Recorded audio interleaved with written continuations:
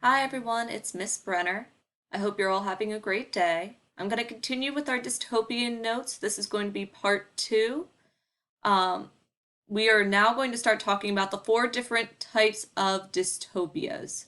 We're going to start off with the dystopian control of corporate control. Now, this is one or more large corporations that control society through products, advertising, and or the media. Some examples of this, if you are an avid video game player, I'm sure you know of the game Resident Evil. They are set with Umbrella Corp, which is a scientific corporation that does lab research to mutate human beings and other mammals, which in the video game results in some rather unfortunate events. I don't want to ruin anything for anybody. Another example of a video game is Borderlands with Hyperion Corp. This corporation pretty much manipulates situations where they want to mine on different planets to get valuable resources and in turn end up destroying planets. These are both examples of corporate control where a corporation feels they know better than the rest of society and convince society that they are, more powerful and therefore more intelligent than the rest of them. But this is one of our prime examples. Now, for a corporate dystopia to work, the corporation has to be either in power or owning the majority of the society. In our own actual society, in 1983, we had 50 different companies that own 90% of the media. But today, as of 2011, and honestly, as we go forward in society, that becomes a smaller and smaller number. The majority of the media is ran by 6 different companies, which allows them to determine what you hear about and what you don't. And therefore, they can, increase profits by making sure that you hear more about the things they want you to know about than other different products or different elements of what's happening in our world. And that is how corporate control functions. Our next example of a dystopian society is bureaucratic control. So these societies are controlled by mindless bureaucracy through a tangle of red tape, relentless regulations, and incompetent government officials. They use different forms of tactics of politics to control society so that they benefit while the rest of civilians and citizens crumble. Examples of this would be Watch Dogs, The Hunger Games, The Purge. I know that some people are really into that series of horror films. The Purge is a great example of telling people that this is what's best for us and to trust us because you elected us and we know what's best for you. So that would be bureaucratic control. Our third example out of the four for different dystopian societies is technological control. These societies are controlled by technology through computers, robots, scientific discoveries, experimentation, and surveillance, making sure that people follow and fall in line with what technology is put in place. So examples of this would be the Matrix, where humans kind of become like this life battery for technology, and therefore you need to kind of make them non-threatening by keeping them in almost like a baby state. Terminator is another great example. iRobot. If you've ever played the game BioShock, which is a great video game, that is a great example. It's technology taking over because scientists have mutated humans to be almost superhuman, and therefore to keep up that power, you have to kind of feed on other weaker humans. And it's kind of a disturbing video game, but it plays on this idea that what's more important, being in power and having this undeniable control over other human beings or being morally sound. Our last form of dystopian control would be philosophical or religious control. These societies are controlled by philosophical or religious ideology, often enforced through a dictatorship or some kind of corrupt government that is grounded in religion. So examples of this would be Divergent.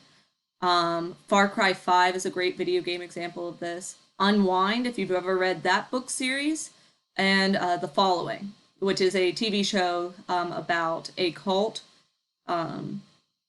who is slowly working their way into political society. But let's focus on Far Cry. Far Cry gives you a gentleman who is extremely corrupt, but feels that this religious power has been bestowed within him, and he therefore is the chosen one to lead society to a better state. And the only way to get to that better state in society is to kill off everyone who doesn't believe that he is the chosen one. And that is how he slowly begins to turn everyone against each other.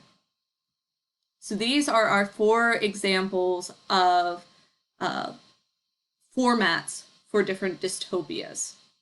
Now that we know these different forms of dystopias, I'm going to give you guys some examples, and I'd like you to tell me what form out of these 4 you think is the platform that the dystopia is built around.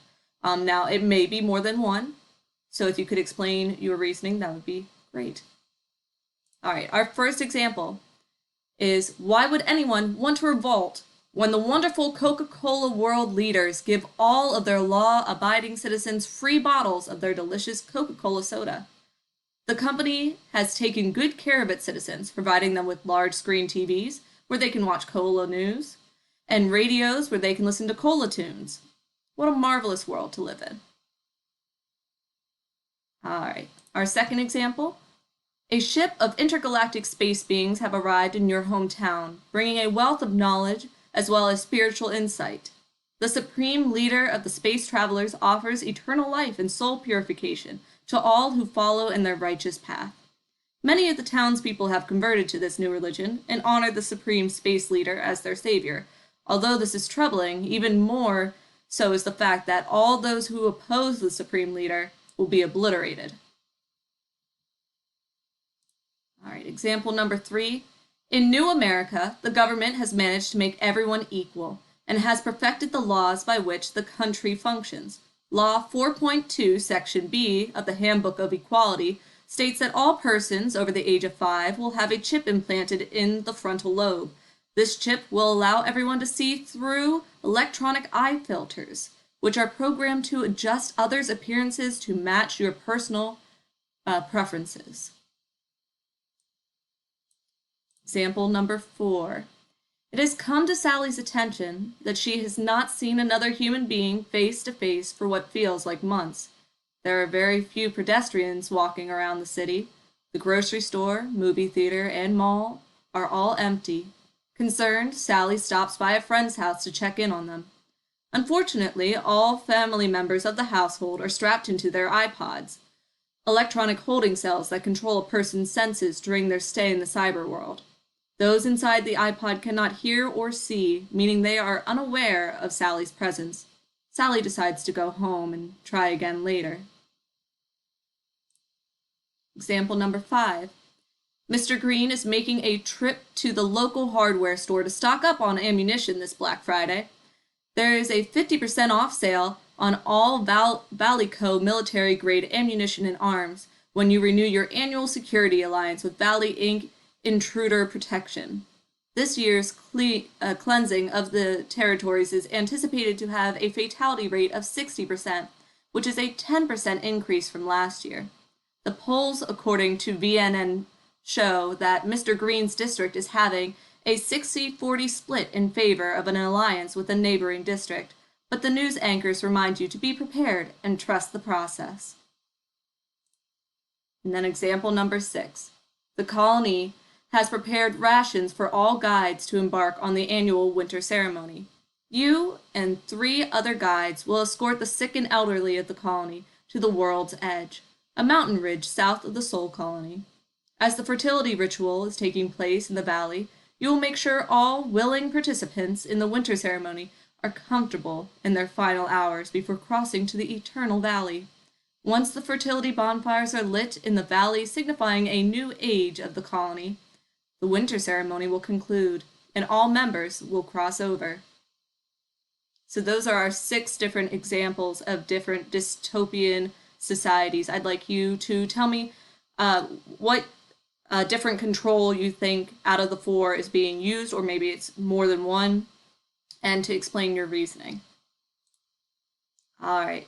So the reason that we are talking about dystopian societies is because we're going to be listening to a new novel. Now, this book, you may have heard of it before, you may have seen different elements of it in media or referenced in other places, and therefore I think it's an extremely significant part of our society to talk about. Brave New World has come to be one of the most frequently censored books in literary history. And as we've talked about the 9 different forms of dystopian controls, you may have noticed that making sure that people don't read things or talk about things or think about things is one of those controls. It was number 52 of the 100 most banned books of 1990 to 2001, and one of the 10 most frequently challenged or banned books of 2010 for themes of sexuality, drugs, and suicide. Censors have long sought to prevent students from reading this book, but Brave New World is both one of the finest science fiction books and one of the most brilliant works of social satire ever written. Now, with that being said, I think this is a wonderful, outstanding novel. However, if you have any reason that you would like to have another book presented to you to read instead of this, please talk to me, send me an email. But I will say this is an outstanding novel. It is one of the most memorable books that I have read in my lifetime, and I hope that you enjoy it. Last couple things I want to say about this novel as we enter this unit. The scariest things about it is how much society seems to be moving closer to Huxley's vision of the future. So Aldous Huxley is the author of Brave New World, and in this story, he has created a universe that I honestly don't think is that outlandish in comparison to where we are going nowadays. Part of what makes this book so controversial and the reason that it gets banned so often is the very thing that makes it so timeless. Human beings want to believe that technology has the power to cure all things and make us immune to any kind of moral responsibility, but Huxley shows that there are dangers to it as well. And so that is a little bit that I wanted to tell you about this novel before we move into the unit. Please contact me with your concerns, or if you're excited, please contact me as well, because I'm very excited to start this book with you. I hope you guys all have a wonderful day, and I'll talk to you guys later. Bye.